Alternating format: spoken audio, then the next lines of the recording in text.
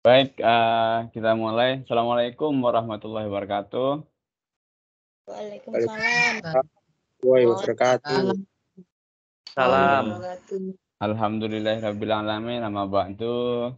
Terima kasih Bapak Ibu sudah menyempatkan dan meluangkan waktunya dalam pertemuan ini. Karena pentingnya pertemuan ini sehingga saya sampai mengagendakan dan meminta waktu panjenengan semuanya. Bapak Ibu, dalam temu bicara kali ini, yaitu antara Walas dan Warnur, harapan saya pertama, ya sebagai perkenalan saya sebagai wali kelas baru di tahun pelajaran kali ini untuk anak-anak atau putra-putri kita. Yang kedua, saya menginginkan ada komunikasi yang baik dan kerjasama yang baik dalam mendidik dan membimbing putra-putri kita semuanya. Bapak Ibu, tidak perlu panjang lebar, saya langsung masuk ke pembahasan. Harapannya kalau nanti ada pertanyaan atau ide atau masukan bisa langsung disampaikan. Artinya jangan terlalu formal, kita bisa bicara banyak, bagaimana ke depan putra-putri kita ini lebih baik begitu. Bapak Ibu, di slide pertama di sini saya akan menampilkan tentang sebuah kutipan atau kalimat ini, dan ini menurut saya sangat penting. Kenapa saya terpanggil untuk membuat agenda kali ini, yaitu dalam sebuah penelitian, faktor yang paling menentukan kesuksesan anak adalah harapan orang tua. Dengan kata lain, pendidikan keluarga lebih penting dari pendidikan formal. Bapak Ibu, dari kalimat ini mengisyaratkan bahwasanya pentingnya orang tua, pentingnya hadirnya orang tua dalam kehidupan anak itu sangat luar biasa. Bahkan yang bisa faktor utama dari kesuksesan anak itu adalah orang tua, yaitu salah satunya adalah harapan. Dalam sebuah kisah Bapak Ibu, ada ini bukan kisah sih, termasuk saya sendiri gitu. Ini adalah kehidupan saya sendiri. Saya di sini lahir dari orang tua yang bisa dikatakan bukan ini menengah ke bawah, sangat menengah ke bawah. Bahkan kedua orang tua saya masih sampai hari ini buta huruf gitu dua-duanya.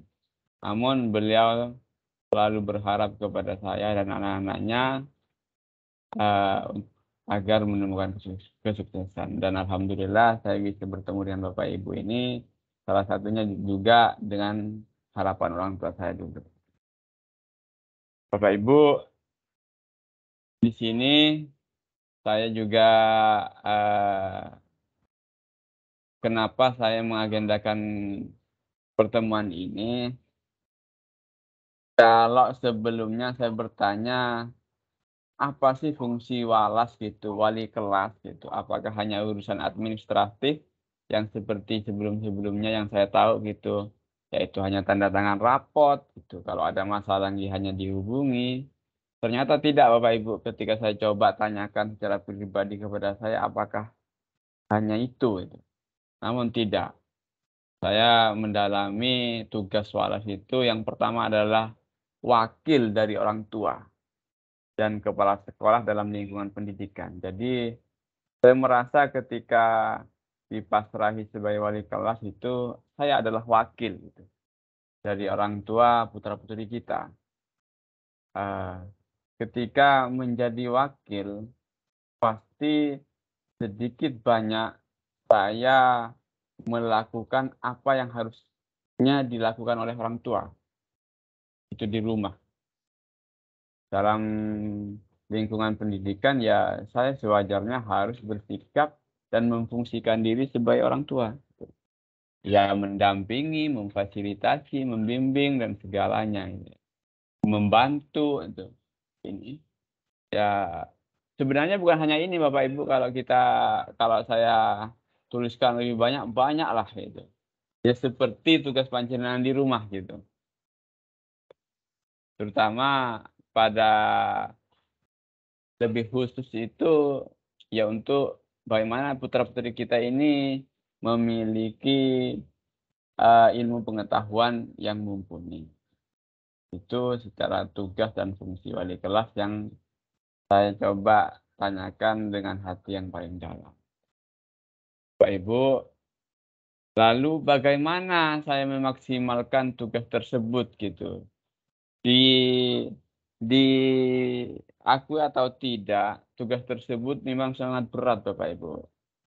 Kalau saya memposisikan sebagai wakil dari orang tua itu sangat berat sebenarnya.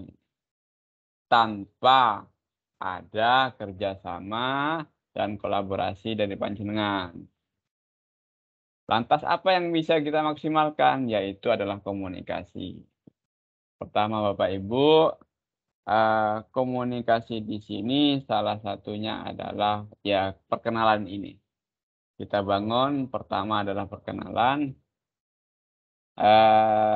antara saya dengan panjenengan.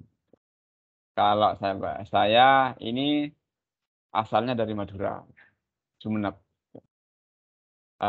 Di sekolah saya ini selain menjadi walas kelas 8G, saya juga mengajar pelajaran seni budaya. Untuk hari ini saya berdomisili di Sidoarjo bersama istri dan 2 anak saya yang masih umur 2 tahun setengah gitu. Itu perkenalan saya Bapak Ibu. Harapan saya kita bisa memaksimalkan komunikasi di sini karena apa? Sekarang sudah zamannya teknologi gitu nggih. Komunikasi mari kita maksimalkan, tidak harus kita bertemu ya, untuk membicarakan hal-hal yang baik untuk putra-putri kita. Jangan sungkan-sungkan panjenengan untuk menghubungi saya 24 jam. Jangan sungkan-sungkan, nggak apa-apa. Tapi kalau malam, artinya kalau menghubungi jam 12 malam tidak apa-apa, tapi siapa tahu saya tertidur, ya mohon izin saya untuk membalasnya di pagi hari gitu. Jadi saya tidak akan marah gitu, tidak akan tersinggung jika memang untuk kebaikan putra-putri kita. Mari kita jalin komunikasi yang baik. Gitu. Yang kedua Bapak Ibu, kolaborasi gitu. Kita tanpa ada kerjasama, itu tidak saya sebagai wakil dari panjenengan tidak akan bisa apa-apa. Gitu. Maka dari itu, ayo kita jalin kolaborasi yang baik. Bagaimana baiknya pendidikan gitu, untuk putra-putri kita ke depan. Karena tugas saya selama 1 tahun, paling tidak 1 tahun gitu. Nah, untuk kedepannya selebihnya 1 tahun bisa dilanjutkan dengan wali kelas yang baru. Karena pasti berganti setiap tahun. Itu Bapak Ibu mengenai kolaborasi. Apa saja yang bisa kolaborasi? Yang katakanlah nanti ada pembelajaran bagaimana Pak Untung, mungkin ada ini dari panjenengan yang punya entah usaha. Bagaimana Pak Untung kalau anak-anak diajak untuk mengenal tentang usaha yang saya kelola, monggo bisa bekerja sama di luar kelas gitu. Artinya pengetahuan atau pengalaman yang bisa kita maksimalkan untuk putra-putri kita bisa kita jalin bersama. Itu mengenai kolaborasi. Yang selanjutnya Bapak Ibu, koordinasi. Ini juga tidak kalah penting. Kita tahu menangani putra-putri kita yang seumuran menuju remaja gitu nggih. Menuju remaja, bahkan bisa dikatakan remaja kali ini tantangannya sungguh cukup berat gitu. Kalau tanpa ada koordinasi, jika memang ada kendala atau permasalahan di rumah, tanpa berkoordinasi dengan saya bisa dipastikan tidak akan tahu permasalahan tersebut. Maka dari itu salah satunya cara untuk bisa memaksimalkan peran saya sebagai wakil panjenengan di sekolah, mohon kesediaannya untuk selalu berkoordinasi dengan saya. Baik itu kendala atau masalah atau apapun itu yang berkaitan dengan pembelajaran, mohon kesediaannya untuk berkoordinasi dengan saya. Tiga hal ini Bapak Ibu jika kita lakukan dengan baik, kita laksanakan insya Allah peran saya sebagai wakil dari orang tua bisa maksimal. Bahkan pembelajaran akan lebih baik ke depannya. Insya Allah dengan begitu, pendidikan atau pengetahuan, ilmu pengetahuan yang putra-putri kita dapatkan juga akan lebih baik. Bapak Ibu, di sini saya juga akan memaparkan karakteristik pembelajaran abad 21. Abad 21 apa sih? Abad ya zaman sekarang gitu. Zaman sekarang sangat berbeda Bapak Ibu dengan zaman kita. Terutama zaman saya mungkin gitu. Atau ada yang lebih senior atau lebih sepuh dari saya, pasti sangat berbeda pendidikan hari ini dengan pendidikan di zaman kita. Sederhananya Bapak Ibu, gitu nggih. Kalau kita baca di sini redaksinya, karakteristik pembelajaran abad 21 adalah mengintegrasikan teknologi. Artinya di sini memanfaatkan teknologi, informasi dan komunikasi dalam pembelajaran secara efektif. Pada permasalahan ini, peran teknologi, informasi dan komunikasi adalah sebagai alat yang efektif, efisien, yang menyenangkan dalam proses pembelajaran. Jadi penggunaan teknologi untuk hari ini Bapak Ibu tidak hanya di dunia pendidikan. Di semua lini kehidupan kita tidak bisa terlepas dari teknologi itu sendiri. Gitu. Contohnya kita mau tidur gitu di dalam kamar. Kita ada yang namanya lampu penerang ruangan. Itu sudah bagian dari teknologi Bapak Ibu. Tuh. Untuk dalam dunia pembelajaran atau pendidikan Bapak Ibu, kalau di zaman saya untuk belajar, untuk membaca buku itu, ya kalau tidak ada buku pelajaran ya terpaksa saya harus pinjam ke perpustakaan. Itu pun terbatas. Di zaman saya waktu SMP itu terbatas maksimal pinjam satu buku itu 3 hari. Kalau mau lebih dari itu harus diperpanjang. Kalau tidak diperpanjang dan terlambat mengembalikan, saya didenda waktu itu. Ada dendanya setiap satu hari itu 100 rupiah. Tapi di zaman itu Bapak Ibu 100 rupiah, uang saku saja saya itu masih 500 rupiah. Gitu. Uang saku saya. Jadi sangat terbatas pengetahuan gini. Ya kalau mentok ya pinjam sama teman, itu pun ya jarang gitu. Jarang yang punya buku yang bisa saya pinjam. Kecuali di perpusta gitu. Ini, maka dari itu Bapak Ibu, kita harus cakap gitu. Putra-putri kita ini harus bisa memanfaatkan dengan baik teknologi tersebut atau informasi yang sekarang terbuka gitu ya. Harus kita dorong, harus kita dampingi bagaimana putra-putri kita ini bisa mengambil pelajaran dari perkembangan teknologi ini. Jadi Bapak Ibu, di sini ibaratkan kalau abad 21 atau zaman hari ini adalah ruangan gitu. Kita butuh pintu utama.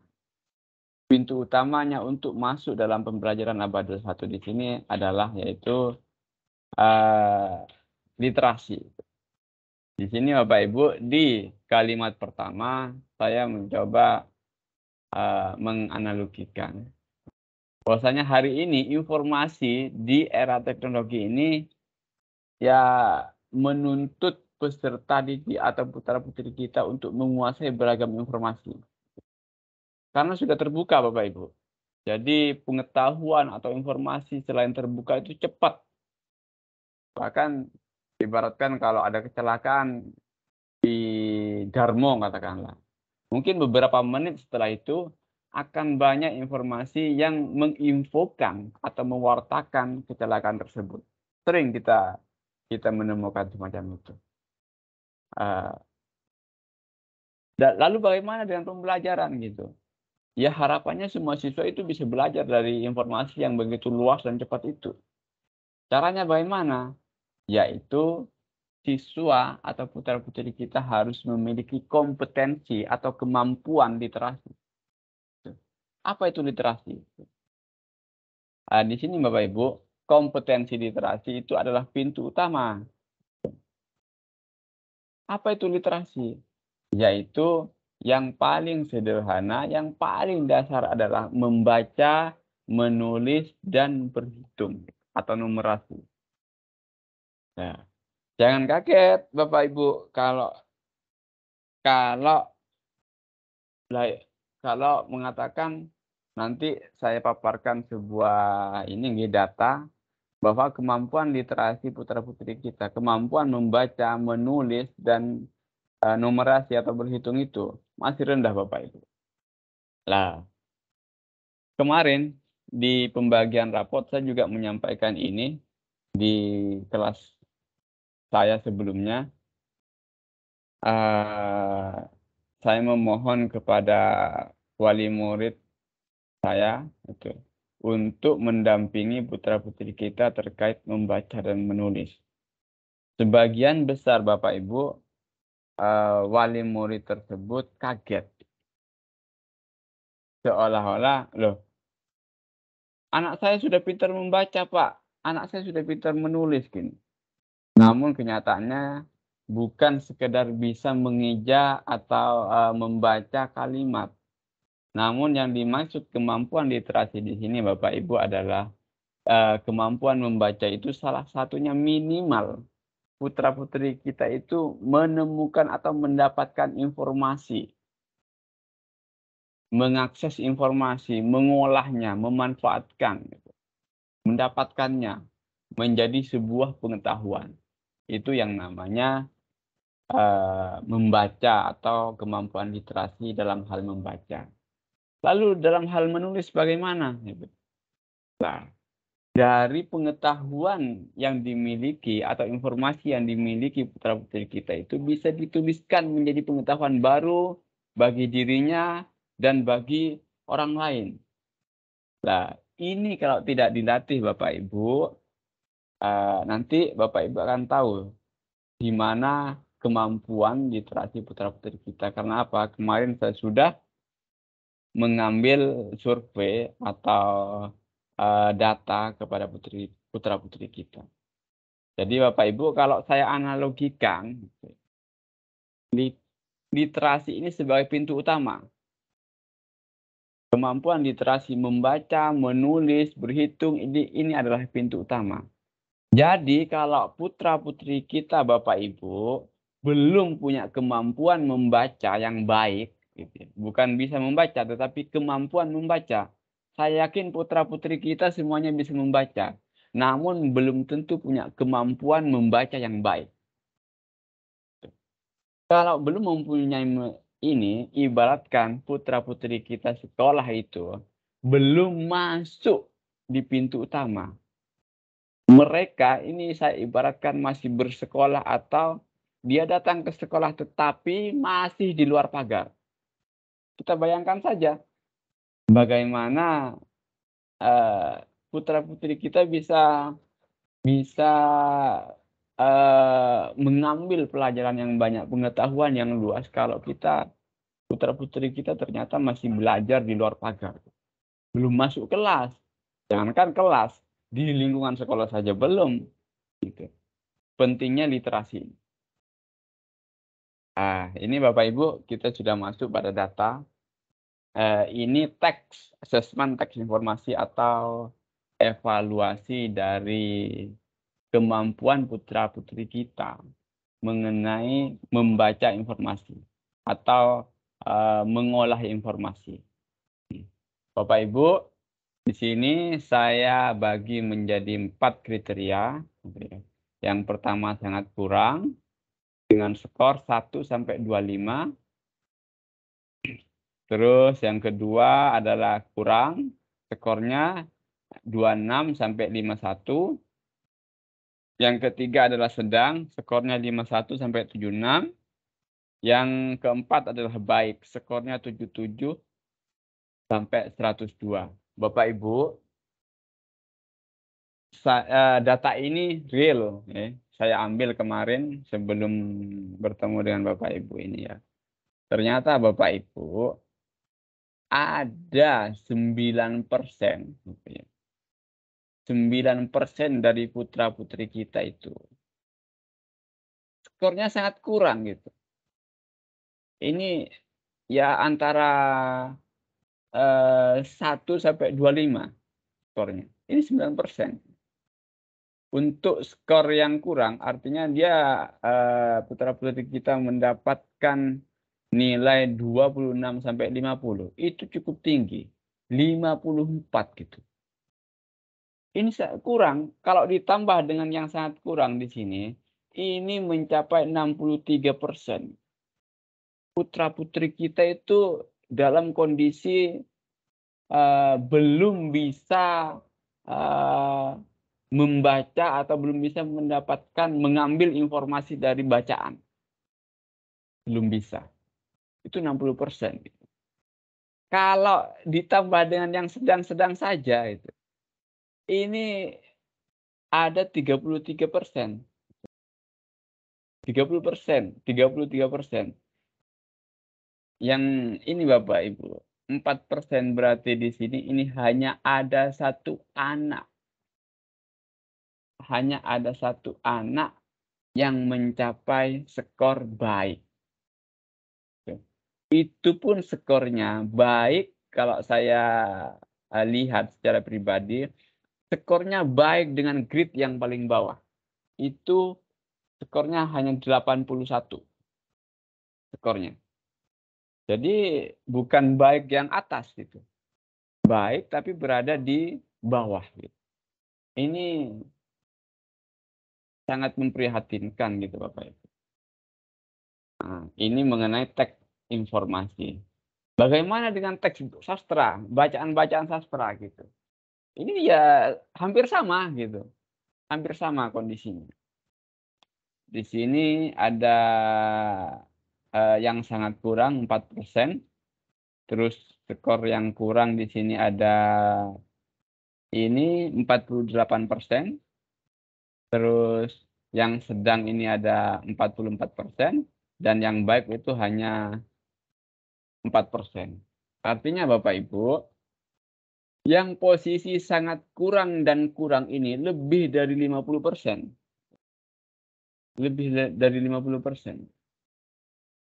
Ini 52%. Posisi kurang.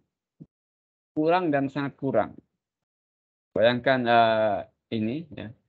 Sama yang mencapai skor baik ini hanya satu anak. Itu pun skornya ya yang saya katakan tadi. Ada di grade bawah. Ini sangat memprihatinkan Bapak Ibu. Nah ini Bapak Ibu, ketika saya coba ambil data kebiasaan membaca, memang nyata, seimbang, benar adanya. Kenapa? Kalau kita masuk asesmen kebiasaan membaca.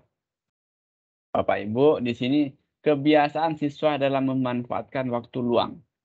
Ternyata Bapak Ibu, sebagian besar atau yang besar di sini, siswa memanfaatkan waktu luang itu hanya untuk main game. Yang kedua, menonton TV. Ya. Terus main game, menonton TV, bermain komputer di sini 7%. Ini saya rasa adalah hal-hal yang seharusnya kecil gitu. Ya. Ini kalau saya jumlah antara menonton TV, bermain game, bermain komputer, gitu ya. Ini 67%. Gitu. Sedangkan kalau kita lihat bagi siswa yang memanfaatkan waktu luangnya itu untuk membaca itu hanya ada 4%. Ya hanya ada satu anak. Ini hanya ada satu anak itu. Berarti kan benar data tersebut, data yang tadi gitu ya, ketika saya sinkronkan dengan ini, memang yang senang membaca atau memanfaatkan waktu luang untuk membaca buku itu hanya ada 4%. Ada yang 11% di sini untuk olahraga, dan juga ada 11% tidur, gitu. Ada yang jalan-jalan atau hangout gitu. Ini 7%. Ini yang seharusnya kalau saya ini ya Bapak Ibu, harusnya yang lebih besar ini kayak membaca, olahraga, ini harusnya lebih besar. Lebih besar dari main game, lebih besar dari menonton TV. Tapi ternyata menonton TV, main game itu adalah kebiasaan siswa kita atau putra-putri kita memanfaatkan waktu luang. Terus selanjutnya Bapak Ibu, jumlah koleksi buku di rumah. Ya. Selain buku pelajaran tentunya. Ya. Ini yang memiliki 1 buku sampai 5 buku itu cukup tinggi. Artinya sangat rendah kepemilikan, sangat sedikit buku yang dimiliki siswa. Ya tidak salah jika memang siswa tidak memiliki minat atau kebiasaan membaca. Karena apa? Buku yang ada selain buku pelajaran tentunya ya, itu cukup tinggi, 37%. Bahkan Bapak Ibu tidak kalah mencengangkannya, banyak siswa yang tidak memiliki sama sekali buku. Adanya ya buku pelajaran, itu mencapai 15%. Kalau ditambah 37 sama dengan 15% di sini, itu 52%. Jadi 52% ini sangat sedikit kalau menurut saya memiliki 1 buku itu. Itu. Jumlah siswanya banyak, siswa yang memiliki 1 buku atau tidak memiliki itu banyak, 50% lebih. Ini yang memiliki sampai 20 buku atau lebih itu hanya ada 30%. Ini sangat kecil nih Bapak Ibu. Ini mengenai ketersediaan buku atau bahan bacaan di rumah. Bapak Ibu, ini mengenai koleksi buku siswa yang dimiliki secara pribadi. Dari 30% tadi, tidak semuanya milik pribadi atau milik sendiri. Namun, ada, kalau saya lihat di sini, ada 29% siswa ini tidak memiliki buku secara pribadi. Ada yang hanya memiliki 1 buku itu 30%. Kalau dilihat dari sini, ini sangat sinkron dengan data yang tadi. Hampir 60%. Kalau ditambah dengan yang hanya memiliki 6 buku di sini, ini 75%. Jadi kalau ditambah dengan yang pinjam ke perpustakaan, ya sama. Ini 75%, okay? Jadi sangat sedikit buku yang dimiliki secara pribadi oleh siswa kita atau putra-putri kita. Di sini, nah ini Bapak Ibu, waktu yang siswa gunakan untuk membaca buku dalam 1 minggu. Bapak Ibu, 1 minggu itu 7 hari gitu. 7 hari. Jadi ada 74% siswa itu dalam 1 minggu hanya membaca buku ya antara tidak sama sekali sampai 30 menit saja. Itu 74%. Sangat tinggi, padahal Bapak Ibu kalau kita mengacu pada waktu atau jam yang harusnya digunakan untuk membaca sesuai standar UNESCO gitu ya. Itu sampai 4 sampai 6 jam per hari. Sedangkan kita 1 minggu, putra-putri kita itu 75%, 74% ini membacanya hanya 30 menit 1 minggu. Kalau kita bagi 6 katakanlah, itu hanya 5 menit per hari gitu. Per hari. Yang sampai 2 jam, itu tidak ada. Adanya ya ini hanya sampai 1 jam ada. Itu 1 minggu, 1 jam itu. Bayangkan betapa rendahnya waktu atau betapa sedikitnya waktu yang digunakan untuk membaca gitu. Ini sangat mengenaskan bagi kita. Di tengah zaman yang serba terbuka dan informasi yang begitu cepat. Bapak Ibu, di sini rendahnya kemampuan literasi siswa secara ini saya rangkum sedikit gitu nggih. Itu karena memang minat baca siswa yang rendah. Ya bisa jadi karena memang belum adanya bahan atau buku-buku yang sesuai minat dan tingkat kemampuan siswa. Yang ketiga ini belum adanya dukungan atau bimbingan dari orang tua. Ini Bapak Ibu menjadi catatan saya atau menjadi catatan kita betapa rendahnya putra-putri kita dalam hal kemampuan membaca. Bapak Ibu, sehingga saya mencoba menawarkan atau membuat program ini di kelas saya gitu ya. Untuk mengadakan program ini saya namakan Tini Literasi gitu, atau literasi kecil. Ini itu adalah kecil bahasa Inggris gitu ya. Program Tini Literasi gitu ya. Ada apa saja di dalamnya, yaitu membaca yang bermakna. Bapak Ibu, mungkin bukan mungkin, putra-putri kita itu setiap hari membaca gitu, membaca WA gitu. Setiap hari. Bahkan setiap waktu gitu.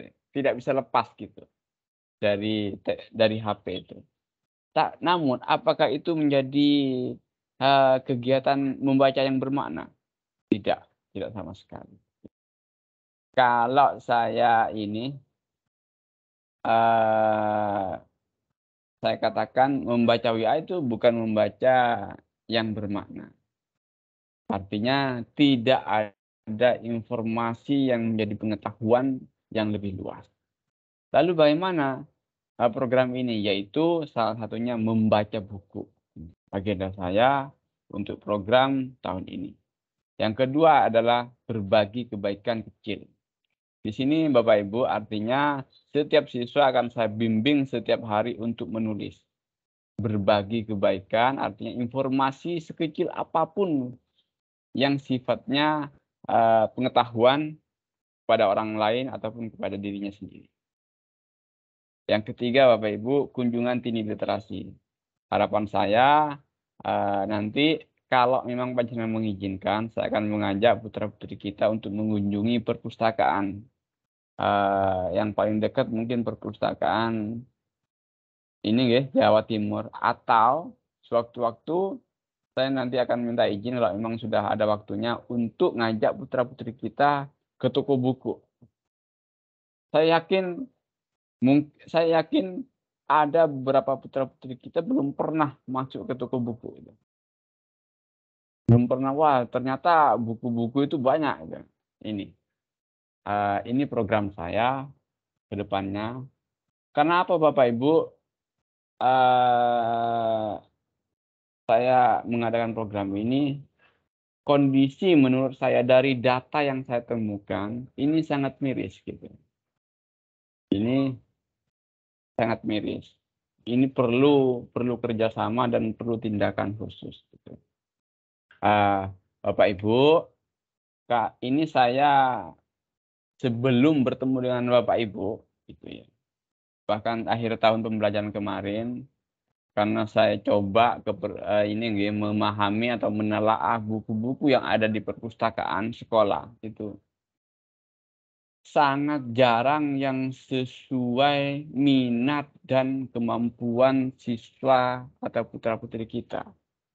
Sehingga saya mencoba mencari rekomendasi kepada orang-orang yang memiliki kemampuan dalam hal membaca dan pengetahuan buku yang luas.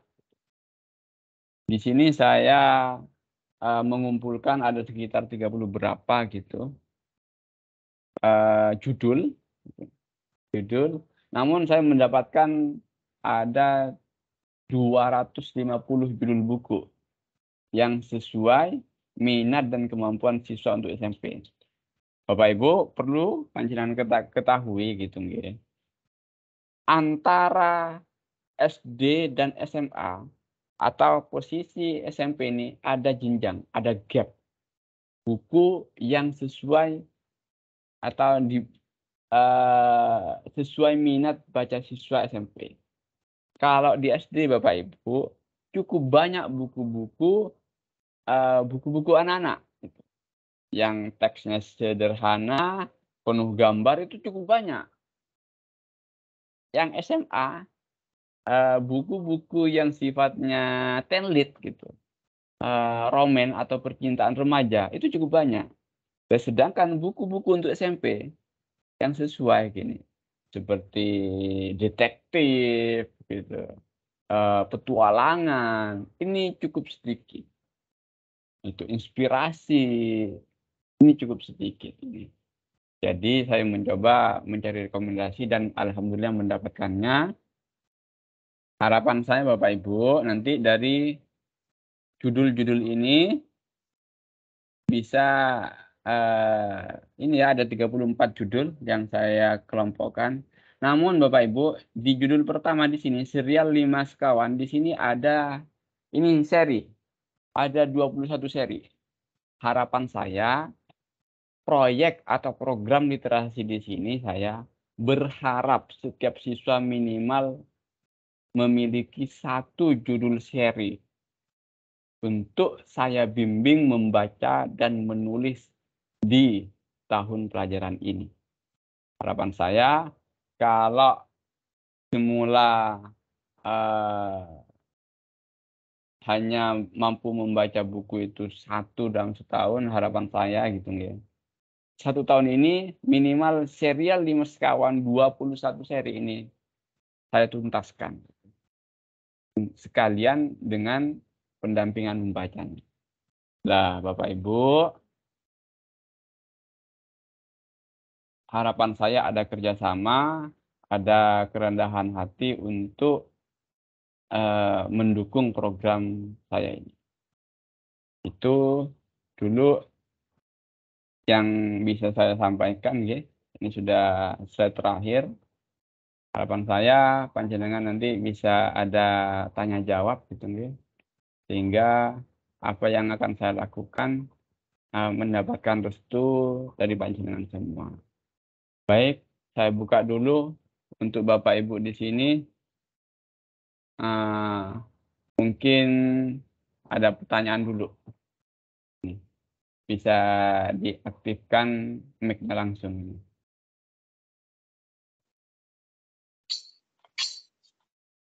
Monggo, ini dengan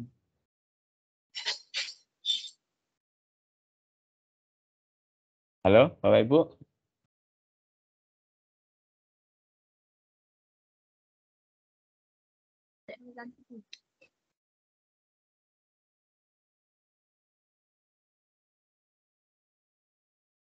Ini masih di dalam rapat atau saya ditinggalkan ini?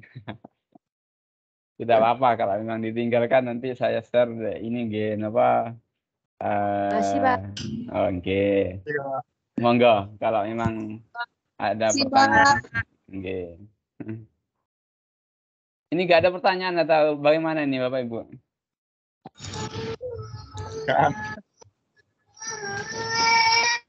Oke. Kalau memang tidak ada pertanyaan Bapak Ibu, oke. Dari program ini harapan saya minimal setiap siswa ini memiliki buku untuk saling membantu. Jadi karena proyek saya pertama ini adalah dari 5 sekawan itu, okay? Nanti bisa kerjasama minimal 1 siswa bisa membeli 1 buku. Itu bukan buku saya nih, Bapak Ibu. Itu juga tidak dijual di sekolah. Adanya yang di Gramedia atau di ini. Lah, cuman kalau masalah harganya, monggo nanti bisa dicek sendiri gitu, okay? Syukur-syukur nanti dari dari Bapak Ibu di sini bisa memfasilitasi putra-putri kita buku-buku tersebut gitu. Dari rekomendasi-rekomendasi tersebut, dan sebagian sudah saya miliki, sebagian sudah saya baca gitu, ya. Tapi tidak semuanya itu, belum semuanya. Saya juga ini lagi mengumpulkan dari semua rekomendasi di situ. Allah Bapak Ibu, kalau putra-putri kita memiliki kemampuan membaca dan menulis, itu akan lebih banyak pengetahuan yang bisa didapatkan. Untuk teknisnya, monggo mungkin kalau ini nanti saya juga akan berbicara secara langsung kepada putra-putri kita di kelas nanti.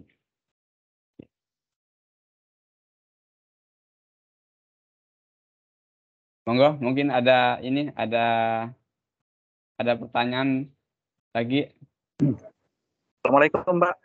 Nggih, monggo. Waalaikumsalam. Ini dengan Saya wali muridnya dari Ahmad Zidan, Mbak. oh, nggih. Intinya saya sangat mendukung lah dengan program yang dilakukan Pak Untung ini.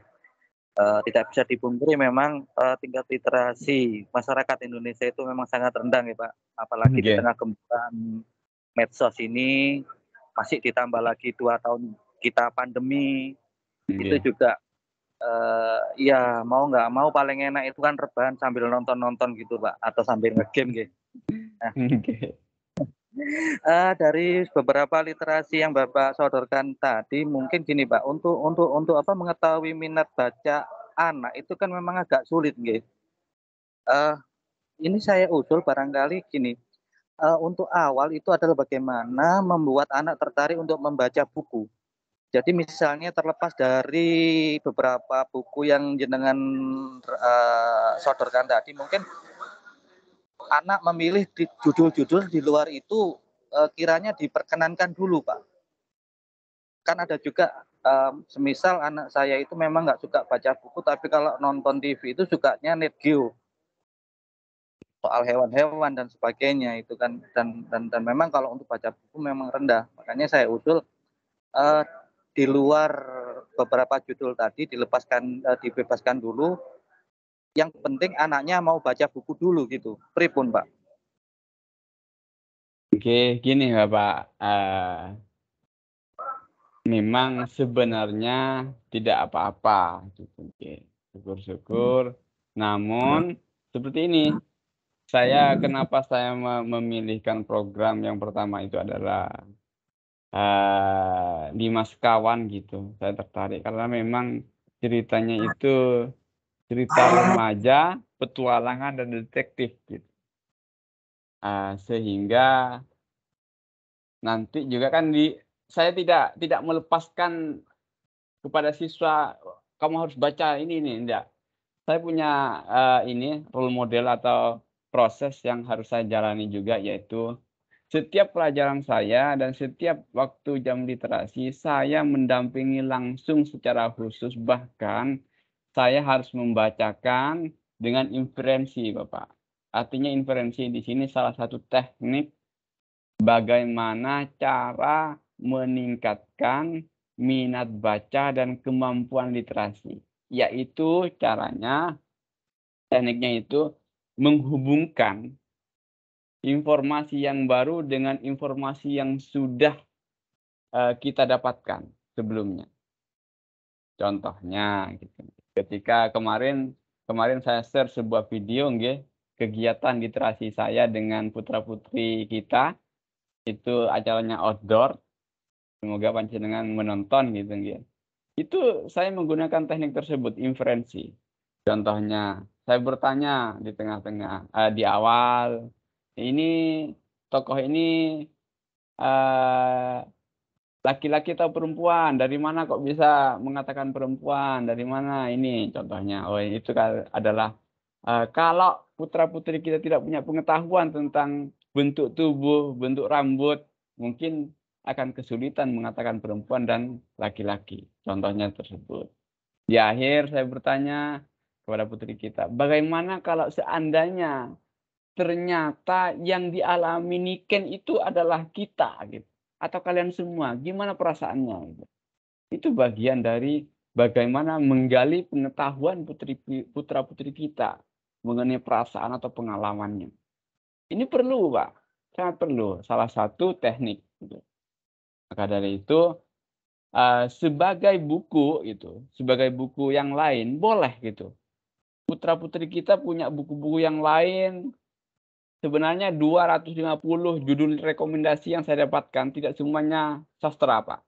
Atau tidak semuanya fiksi. Ada juga separuhnya adalah non-fiksi. Dan juga terbitan dari luar. Nanti akan saya share juga kepada putra-putri kita.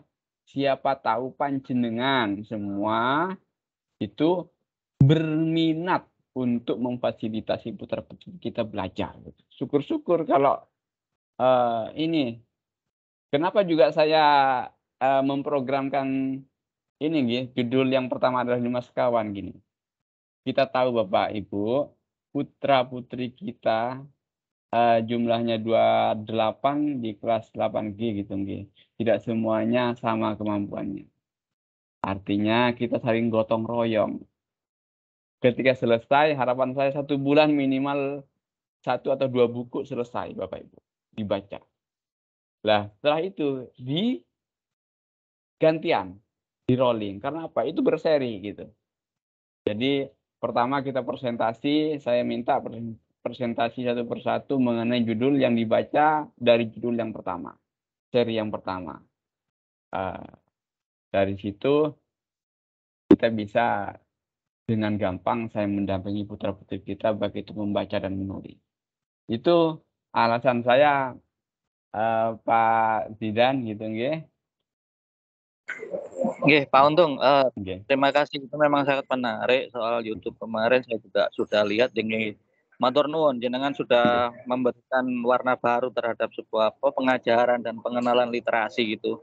Nggih. Saya akui anak saya sendiri memang sangat rendah literasinya dan kemarin nyampe rumah langsung saya tegur. Nah, nggih. Karena tidak begitu mempedulikan jenengan gitu kan ya. Ya mohon maaf mungkin karena memang ya mau nggak mau 2 tahun pandemi itu sangat berpengaruh Pak dengan apa ya, gaya hidup anak gitu loh. Jadi monggo saya sangat support kegiatan jenengan. Ya sekedar info aja kebetulan saya juga lulusan sastra Bapak. Jadi Oh, ya alhamdulillah. Nggih. Nggih, nanti saya benar Bapak. nggih. Oke. Makanya saya juga agak jengkel kalau anak saya kemarin nggak dengerin jenengan. Padahal ya jenengan sudah berusaha membuat sebuah cerita itu menarik dengan tanda kutip monolog jenengan kan gitu. Nggih.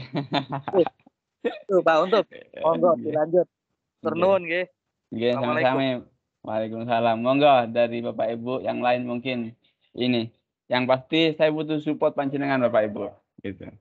Ya, kalau memang ada kendala atau masalah mengenai program ini, monggo disampaikan baik secara pribadi ataupun di grup gitu. Syukur-syukur semuanya support, satu suara, alhamdulillah ini. Insya Allah saya berkomitmen untuk mendampingi putra-putri Bapak Ibu untuk membaca dan menulis. Karena saya ingat satu tulisan A.S. Laksana Bapak Ibu. Apa itu? Sialnya kita gitu, sialnya generasi kita itu. Guru-guru di sekolah itu tidak ada yang mampu mendampingi siswa membaca atau mendampingi kita membaca dan menulis. Itu kesialannya kita. Dari situ saya tergerak Bapak Ibu dari tahun kemarin untuk lebih fokus pada literasi, yaitu membaca dan menulis. Itu yang menyentil saya, kenapa saya harus lebih fokus pada literasi. Gitu. Monggo Bapak Ibu. Mungkin Bapak Ibu semua di sini juga merasakan kita sangat sial gitu. Kita coba diingat-ingat waktu sekolah SMP, SMA gitu, yang sudah menginjak pada literasi ini nggih, menengah ke atas nggih.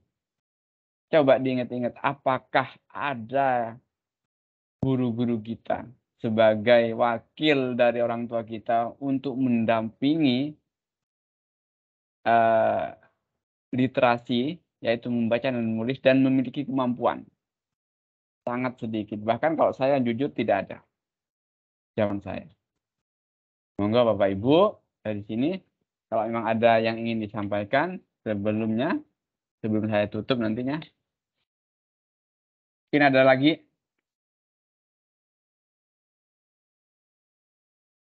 Kalau memang tidak ada, mohon suaranya. Kalau memang tidak ada, sampaikan tidak ada. Nanti kita akhiri aja.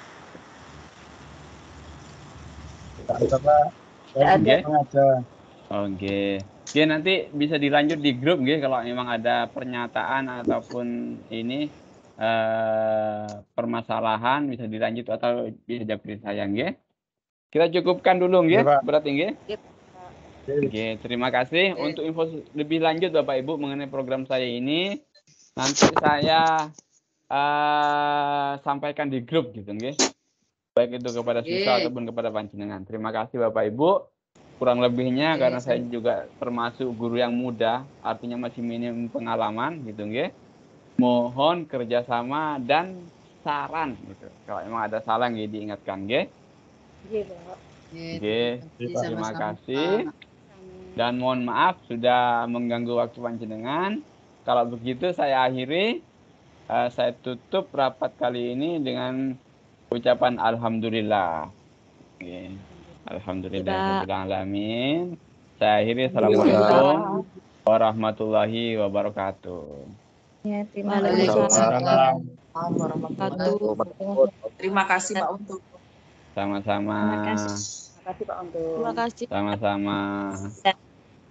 Kerjasama untuk mendidik anak. Oke, sama-sama.